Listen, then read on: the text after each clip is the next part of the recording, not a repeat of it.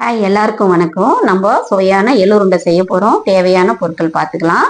ஒரு கப்பு எள்ளு, ஒரு கட்டி வெல்லம். இப்போ எள்ளை நம்ம அடுப்பு பற்ற வச்சுட்டு கடாயை வச்சுட்டு எள்ளு போடுறோம். எள்ளு போட்டவனே அப்படியே எள்ளு வறுக்க சொல்லவே படன்னு பொரிய ஆரம்பிக்கும். தீ வேண்டாம், மிதமான தீயிலே நம்ம வறுக்கலாம். இந்த எள்ளு வறுக்க சொல்லவே நல்லா மணமாக வரும்.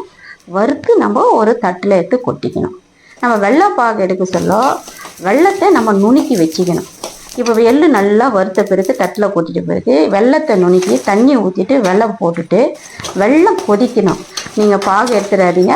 வெள்ளத்தை வடிகட்டி அந்த மண் எடுத்துகிட்ட பிறகு மறுபடியும் எடுத்து ஊற்றி பாகு ஆக்கணும். ஏன்னா வெள்ளத்தில் கட்டாயம் மண் இருக்கும். இது ரொம்ப டேஸ்ட்டாக இருக்கும். ஸ்நாக்ஸாக நம்ம குழந்தைங்களுக்கு செஞ்சு கொடுக்கலாம். உடம்புக்கும் நல்லது. இந்த வெள்ளைப்பாகு கொதிச்சே சொல்ல அந்த கமரக்கட்டு வாசம் நம்மளுக்கு நல்லா மனமாக வரும். இப்படி ஜெலிகண்டியில் எடுத்து பார்க்க சொல்லவே உங்களுக்கு அந்த பதமும் தெரியும். நார் பதம் நம்மளை காட்டும். அப்படி இல்லைன்னா தண்ணி ஊற்றிட்டு இந்த வெள்ளத்தை ஊற்றி இப்படி எடுத்து பார்த்தீங்கன்னா உருண்டை பக்குவம் தானாக வரும். நீங்கள் அடுத்தடுத்து வீடியோ பார்க்கணுன்னா மறக்காமல் சப்ஸ்கிரைப் பண்ணிவிட்டு அடுத்த வீடியோ நீங்கள் பார்க்கலாம். இதை மாதிரி செஞ்சு எடுத்துகிட்டு பார்த்தீங்கன்னா தெரியும் உங்களுக்கு. ஜெலிகண்டில் அம்மா காட்டுறேன். அப்படி இல்லைன்னா நான் கையிலேயே இதை மாதிரிங்க எடுத்து காட்டுறேன். அது மாதிரி பக்குவமாக வரும். உருண்டையே நம்மளுக்கு கமரக்கட்டு பதம் வரும்.